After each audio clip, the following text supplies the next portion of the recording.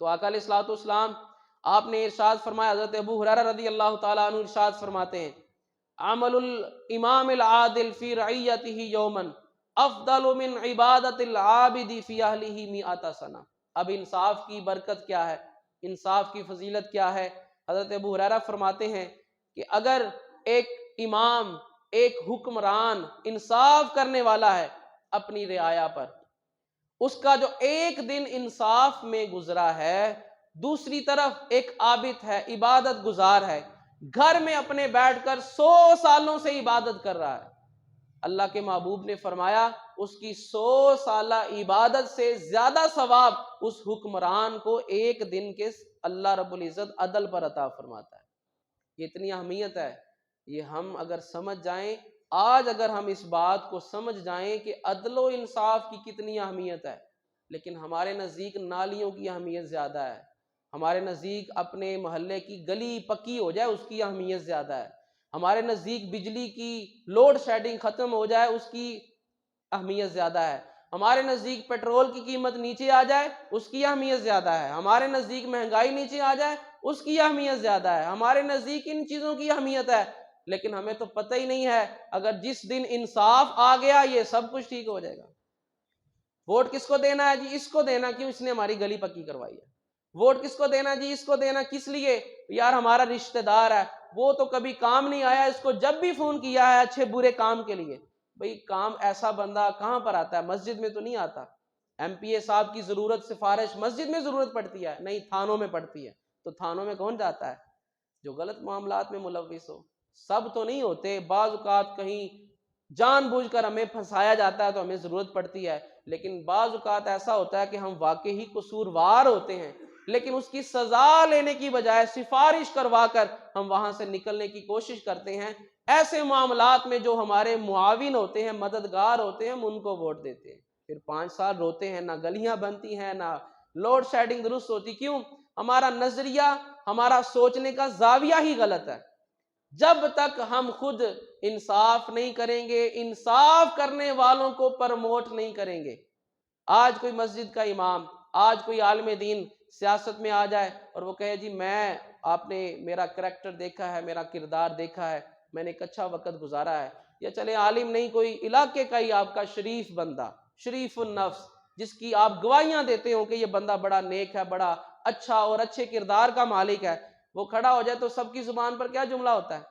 یار سیاست میں ایسے بندوں کا کام ہی نہیں ہے، شریف بندے کا کام ہی نہیں ہے۔ تو بھئی جب شریف بندے کا کام نہیں ہے تو کیوں روتے ہیں 5 سال؟ جب یہ شریف بندے کا کام نہیں ہے، لٹیرے کا کام ہے، جب یہ جائیدادوں پر، لوگوں کے مالوں پر قبضہ کرنے والوں کا حق ہے، یہ ان کا کام ہے، تو پھر کیوں روتے ہیں ہمارے ملک کا بیڑا غرق ہو گیا؟ تو جب تک انصاف ہماری ذہنوں میں نہیں آئے گا، ہماری تربیت بہت خراب کی ہے ان حکمرانوں نے۔ ان حکمرانوں نے سیاسی لحاظ سے اس قدر ہمیں مریض بنا دیا ہے، جہاں کوئی اچھی بات کرنے لگے، نہیں جی نہیں، وہ میرا حکمران ہے، اسی نے بس سب کچھ کیا ہے، بات سننے کوئی تیار نہیں ہے، کسی اور کی نہ بات نہ نظام، اللہ کا نظام جی وہی مولویوں نے کیا کرنا ہے، فلاں نے کیا کرنا ہے، ایسا ہمارا ذہن بنا دیا ہے۔ باریاں ان حکمرانوں کی لگائی ہوئی ہیں ان کے آقاؤں نے۔ آپ کو پتہ ہے یہ جنرل حمید گل کی میں بات کر رہا ہوں، چھوٹی بات نہیں ہے، جو اپنے وقت میں پاکستان کی خفیہ ایجنسی کا چیف رہا ہے، یہ اس کا جملہ ہے کہ پاکستان میں اگر کوئی جنرل بھی بنتا ہے فوج کا، وہ امریکہ کی اجازت کے بغیر نہیں بنتا۔ یہ اس کے الفاظ ہیں، میرے نہیں ہیں، اس کے بغیر نہیں بنتا، کوئی حکمران ان کی اجازت کے بغیر نہیں آتا۔ تو کیا ہم ان سے توقع رکھ سکتے ہیں، یعنی امریکہ سے توقع رکھ سکتے ہیں وہاں یہاں پر اسلامی نظام قائم کرے گا؟ تو یہ ہماری توقع ہی غلط ہے، ہماری سوچیں ہی غلط ہیں۔ اور وہ آ کر حکمران وہ ہلکا سا اب اسلامی ٹچ دیتے ہیں اپنی تقریروں میں، ہم کہتے ہیں ہمارا حکمران بھی وقت کا امیر المومنین بن گیا۔ جب تک ہمارا نظریہ درست نہیں ہو سکتا، ہمارے سوچ کا زاویہ صحیح نہیں ہو سکتا، ہم سوچیں گے کہ جو بندہ 100% پرفیکٹ ہے، چلے 100% پرفیکٹ آج کے دور میں کوئی نہیں ہوتا، باقیوں کی بنسبت جو سب سے نیک ہو، سب سے ایماندار ہو، ہم اگر اس بندے کو چنیں گے تو پھر ہی ہمارے معاشرے میں کوئی بہتری آ سکتی ہے۔ اب حضرت ابو بکر صدیق، آپ اندازہ کریں ہم کس مذہب کو، کس دین کو ماننے والے ہیں، ہم کس دین کو ماننے والے ہیں۔ حضرت ابو بکر صدیق آپ صلی اللہ علیہ وسلم کے بعد سب سے پہلے خلیفہ ہیں۔ جس دن آپ کی بیعت کی گئی، منبر پر کھڑے ہو کر کیا جملہ ارشاد فرمایا، یہ ہے ہمارا دین ہمیں بتاتا ہے۔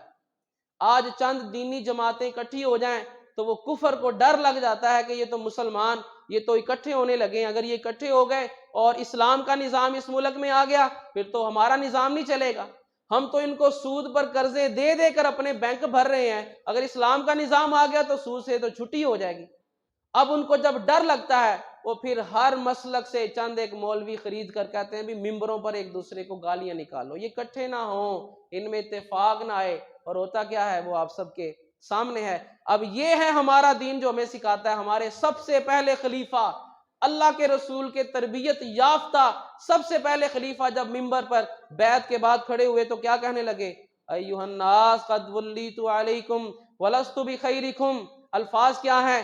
اے لوگو، مجھے تم پر امیر بنایا گیا ہے، میری بیعت کی ہے تم سب نے، وَلَسْتُ بِخَيْرِكُمْ، حالانکہ میں اپنے آپ کو تم میں سب سے بہتر نہیں سمجھتا، مجھے حکمران بنایا گیا، میں یہ نہیں سمجھتا میں سب سے نیک ہو گیا ہوں، میں سب سے افضل ہو گیا ہوں۔ فَإِنْ أَحْسَنْتُ فَأَعِينُونِي، اگر میرا کوئی اچھا کام دیکھو تو میری مدد کرنا، میں کہوں یہ کام اچھا ہے، یہ کرنا ہے، سب مل کے کرنا، سارے میرے ساتھ تعاون کرنا۔ وَإِنْ أَسَأْتُ فَقَدِّمُونِي، اگر میں کوئی برا کام کروں گا تو آگے بڑھ کے مجھے روکنا ہے، مجھے منع کرنا ہے۔ اور یہ ہے اسلام کا مزاج، یہ ہے دین اسلام کا مزاج کہ وقت کا حکمران امیر المومنین منبر پر کھڑا ہے، ایک عورت کھڑی ہو کر بھی اس پر اعتراض کر سکتی ہے۔ آج کر سکتا ہے کوئی؟ کریں آپ اعتراض کسی وزیر اعظم پر، اس کے سامنے جا کر بندہ ہی غائب ہو جاتا ہے۔ آپ اپنے علاقے کے ایم پی ایم این اے کے سامنے کھڑے ہو کر بات کرنے کی جرت کریں، آپ کو اگلے دن ہی کسی کیس میں اٹھا کر لے جائیں گے۔ یہ تو ہمارا حال ہے، اور ایسوں کو جب آگے لگائیں گے، ایسے لوگوں کو اپنے اوپر مسلط کریں گے تو پھر یہی ذلت ہمارے مقدر میں ہوگی۔ آپ فرماتے ہیں کہ اگر اچھا کام کرتے ہوئے مجھے دیکھو تو پھر میری اطاعت کرنا، میرے پیچھے چلنا، میری مدد کرنا، اگر میں برا کام کروں تو پھر تم میری اطاعت نہ کرنا۔ اطیعونی ما اطعت اللہ ورسولہ، میری تب تک اطاعت کرنا جب تک میں اللہ اور اس کے رسول کی اطاعت کروں گا۔ فَإِنْ عَصَيْتُ اللَّهَ وَرَسُولَهُ فَلَا طَاعَةَ لِي عَلَيْكُمْ، اگر میں ہی اللہ اور اس کے رسول کا نافرمان ہو گیا تو پھر تم پر میری اطاعت لازم نہیں رہے گی۔ آج ہر حکمران، اور ایسے علماء بھی موجود ہیں جو وقت کے کسی بھی حکمران کو پکڑ کر امیر المومنین بنا کر کہتے ہیں کہ اس کے احکامات ہم